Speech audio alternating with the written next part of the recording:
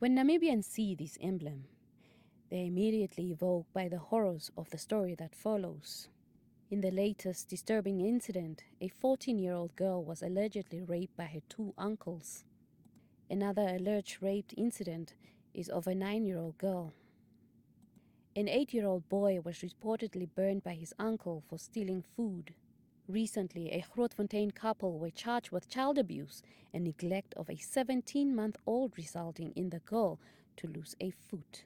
A male aged 34 was arrested for allegedly raping a minor, while an 87-year-old male suspect was arrested for reportedly raping his 14-year-old granddaughter. These are a few of the reported instances for October to this month, including the most recent cases of child abuse. Recent police report statistics reveal that in January 2024, there were 5 cases reported, 3 in February and 1 in March. The protection of children is paramount under Namibian law, recognizing their vulnerability and the need for safeguarding. The senior public relations officer of the Ministry of Justice emphasized the importance of proactive measures in safeguarding children from harm and ensuring their well-being. The ministry has now enabled or installed cameras in court to ensure that our citizens know the law, they know the rights that come with the law, and then that they know which facilities and organizations and people to go to when they do find themselves in a bother. And in this case, for children as well. As a neighbor, we want to ensure that you know what your right is when you see a child being abused, when you see a child being mistreated.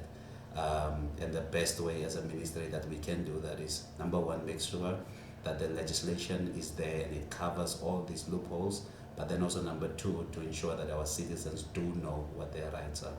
Psychologist Yvonne Strammers, who boasts over 20 years of experience in psychology, spoke about the importance of parents and guardians having an open relationship with their children and believing them when they report experiencing abuse. Struggle with is the acceptance of what had happened, believing the victim for the things that they went through. And sometimes it's not happening because of the reasons mentioned before. If we start believing the victims, then it's easier to take action.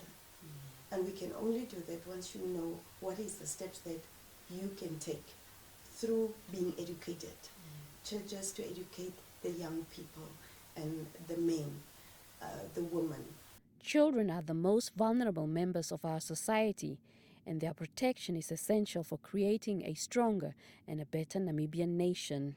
Johanna Urikos, NBC News, Windhoek.